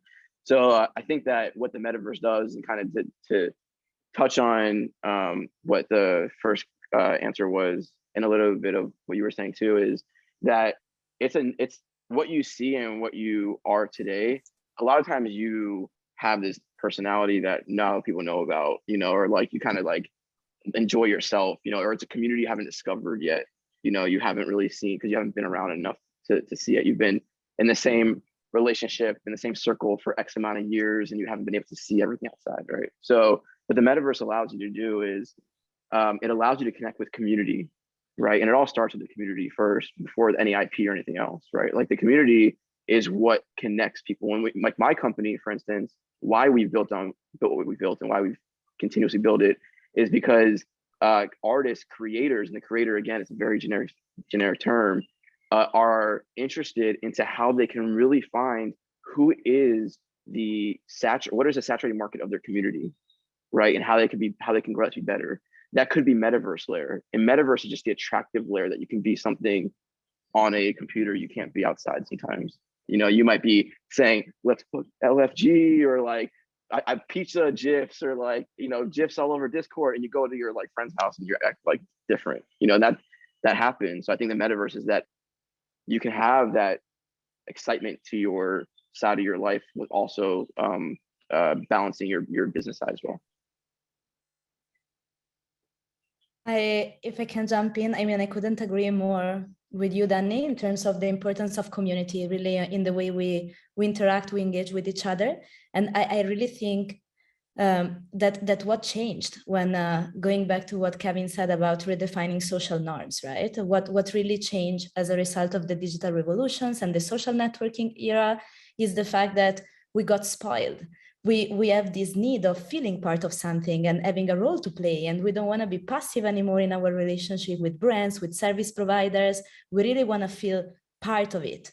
So I really think that, you know, brands that are not open to engage in this kind of relationship with their clients won't really survive or thrive in the future. So everything is being redefined in a really community-driven growth optic, which I think this is probably very much related to what all of us do from certain perspectives, right? So there is this very key importance of a community-centric approach and us being able to communicate and express ourselves. So around that, actually, like the kind of content side, you know, around the kind of the community side, people becoming creators, you know, you guys are all creating different tools for this kind of new industry, right? And so I'm guessing, like, of course, you're starting your company with, you know, a long-term vision too, right? So what do you see what do you think is going to happen in 5 years' time in terms of, you know, the environmental factors? Like, will more people become creators? You know, how is content going to be created and, you know, distributed via different channels? What are your visions about these trends, and what do you think your company is going to, you know, look like in 5 years? I'm really bullish on this area. So, you know, I'm sorry to jump forward for everybody, but I have this written down, this answer. So I want to make sure I get this out. You know, I actually see it just by talking to so many influencers and agencies that have a bunch of influencers working for them, that the future is brands working through influencers as almost a corporation. And it already is happening, right? Like brands becoming more their own brand. I mean, influencers playing their own brands in a sense. And it's already happening that way. I mean, look at Meg Thee Stallion with Popeyes, Sweetie with McDonald's, Travis Scott, McDonald's. You know, it's happening, but it's going to happen more so where it's the artist having many artists getting scattered around in their markets. So you're going to see like a Seattle-based hip hop artist getting a lot of coverage for local bakeries or local pizza shops. There's going to be more of that. There's more integrated marketing with communities. And again, bringing back the community side of it, it's like, I think it all just will blend together and yield some success.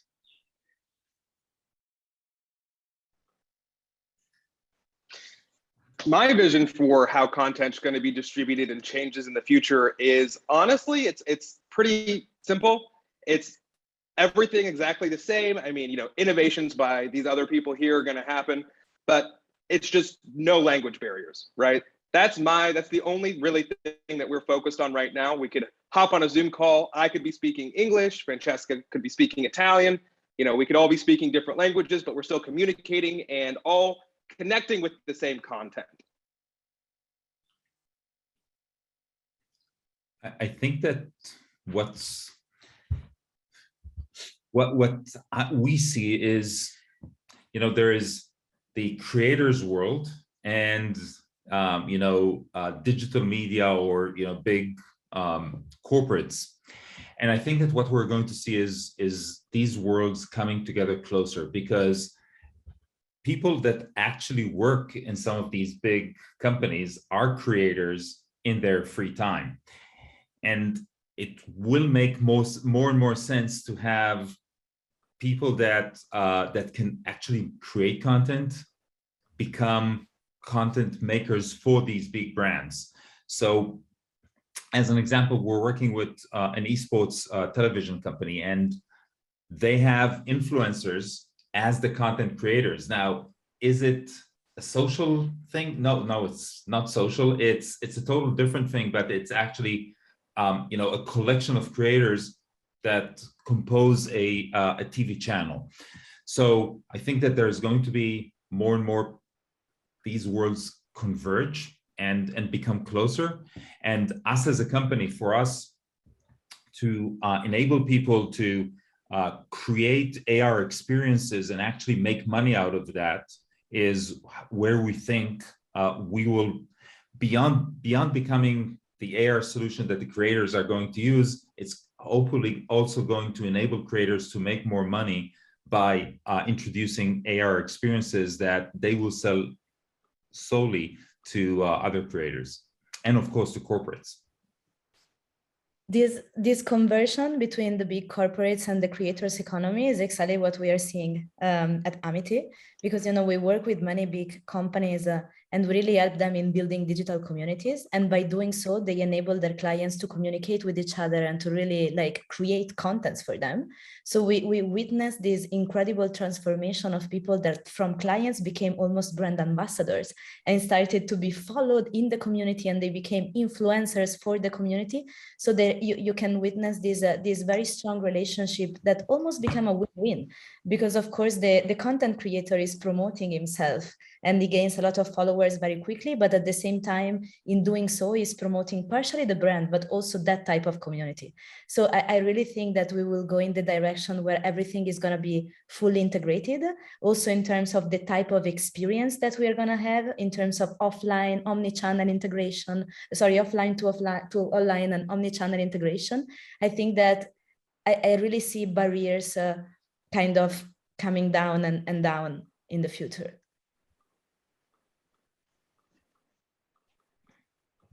So what I'm curious is, and you bring a lot of those key points up, is that all of you are both, I would say, category innovators. You're seeing a hot emerging trend and saying, what are the tools and services that need to be built around that for the future? So then when you're talking about your company to a potential buyer of your platform, you're not only evangelizing what your company does, but also probably the category that you're looking to disrupt. What are some of the challenges you're facing when you're talking to different stakeholders or people that may want to buy your solution or invest in your solution? What are you finding is your hurdle these days?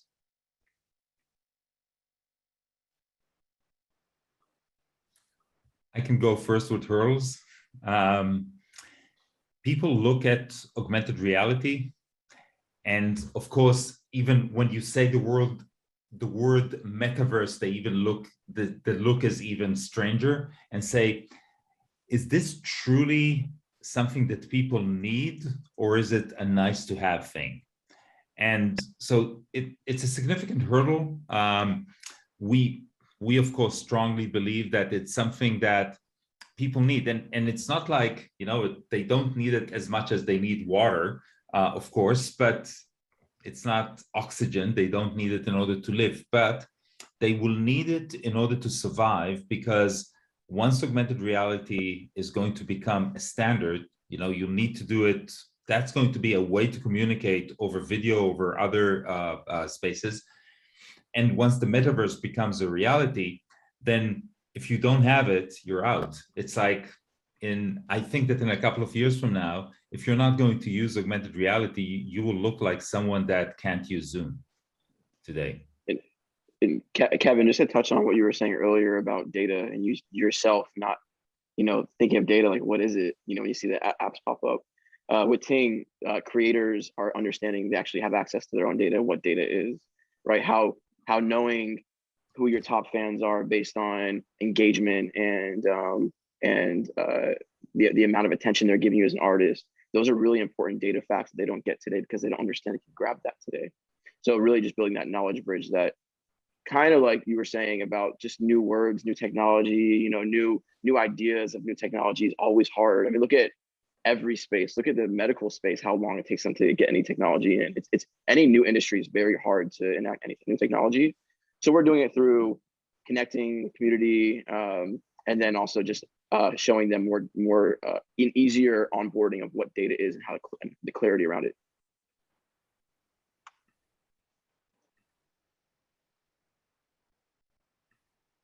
For us, I mean, I really feel that we're not trying to dominate a vertical, but we're really trying to build a new vertical. So sometimes it might get very tricky.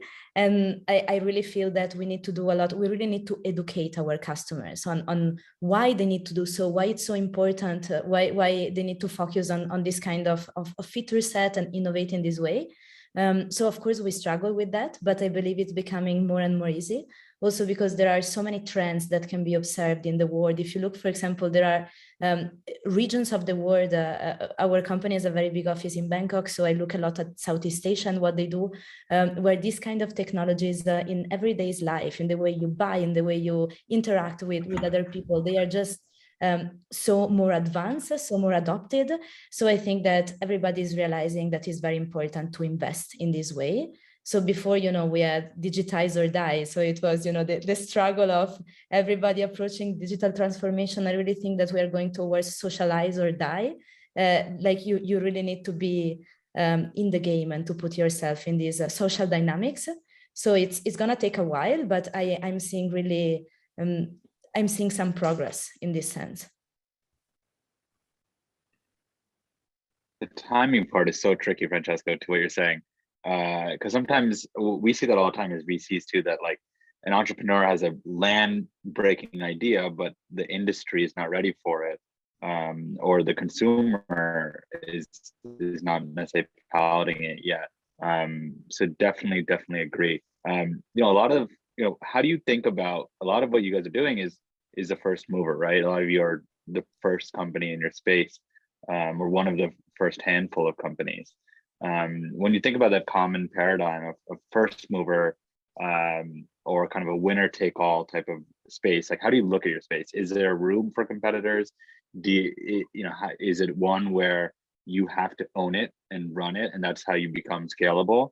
You know, how do you see your industry and what you're doing? I mean, for us, sorry, I interrupted someone. For us, it's really a blue ocean, right? So of course, I do believe a lot in first mover advantage. So I do believe that, of course, at the beginning, you might struggle a bit more, but at the end, you establish a relationship with your users that it's so sticky, it's so robust. And we are seeing that. It took us a lot to win the initial, you know, big brands, but the kind of relationship that we have with them is extremely solid, and we are leveraging that brands, that references to really gain more and more customers internationally. So I do believe that, you know, you get to a point where then you start an hyper growth curve. I believe that in this industry there is for sure space for competitors. But at the same time, in terms of technology, it's not that easy to come up with a technology that is, you know, able to really support some of the things that we are discussing today. So I believe it will take some time for other companies to get to the point where we are today with our startups, right? Of course, competition, I think, is always healthy. So it's something that I welcome with joy. It will probably push us to get better and better. But I do believe that the time is right. I see this being right. So it doesn't, I don't think, going back to what you said, Kevin, that we are, you know, in the phase where, oh, you have the very good idea, but the market is not ready for it. I think that we are really at the very natural phase where there is something new, and companies and the market needs to adapt, and takes, you know, some time to actually welcome that and have an open, you know, mind. But I do believe the time is right. Just to add, I I'm a little bit like in agreeing, but also I'm a little bit on the other side of first time movers I've seen in my career, and I'm coming from the technology side, so it's a little different of a thought process, but focusing on technology and what the core essence and infrastructure is of your company and making sure that's successful is key to sustainability in my opinion. And a lot of times look at iTunes. When iTunes first came out and the horror that happened from it, and like they had to like restructure it and change it. And I remember this engineer got fired for it. It was bad. And it's because they were trying to push it and Steve Jobs was saying no, and someone else was trying to push it and they pushed it too fast. So I think there's a good balance. I think that first time mover, like you have to always grind. Don't stop grinding. Like, if you stop grinding, somebody else will grind over you 100%. But you also need to think about like, what are the Jenga pieces putting this infrastructure together? Because if you miss one, that collapse is just bound to happen. So you're, especially when technology, you can look at companies for years and it always evolves. Look at MySpace and how quick Facebook came around. And you look at the other, I'm dating myself, like Winamp, and you got like Spotify, and you got like, all these new things popping up. So technology will evolve. So I think just kind of refining your infrastructure is a tab more important than saying I need to be the first one to do this today.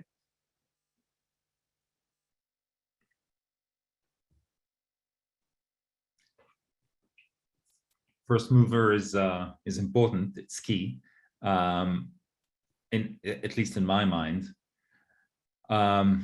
Yes, of course, there are first movers that become losers, as some of the cases that you just said. But when you're in a nascent space, and AR has been around for quite some time, but nobody has enabled creators to actually create AR completely independently. Yes, you can do it on your phone, but you can do it on TikTok, or you can do it for this, or you don't have really as a creator a way to say, I want to create something, I want to create it with AR and create it in a way which will enable you the true creator economy experience, which is being able to put it in any platform in a platform agnostic way.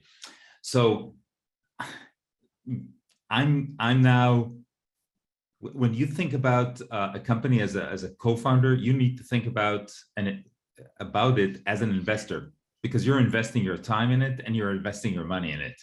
So the question that I'm putting to myself, would I invest in my own company? And the answer is definitely yes, because I think that if we're not going to do it, someone else is going to do it.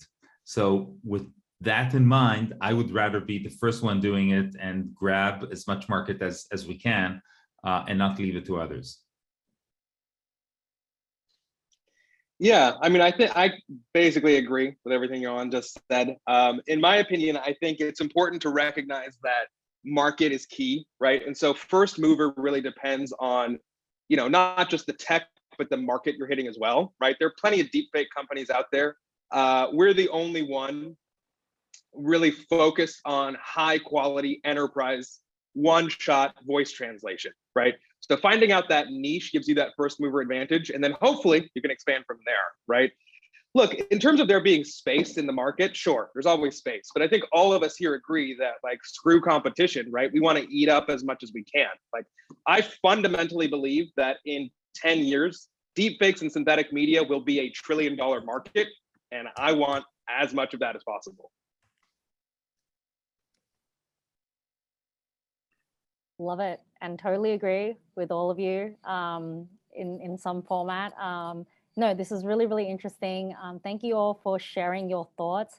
Obviously, you guys are all pioneers of your space, and we're really looking forward to following on your journey and seeing you guys grow, hopefully taking up a big portion of that huge pie, each and one of you. Thank you again for joining, and it was a pleasure having this chat.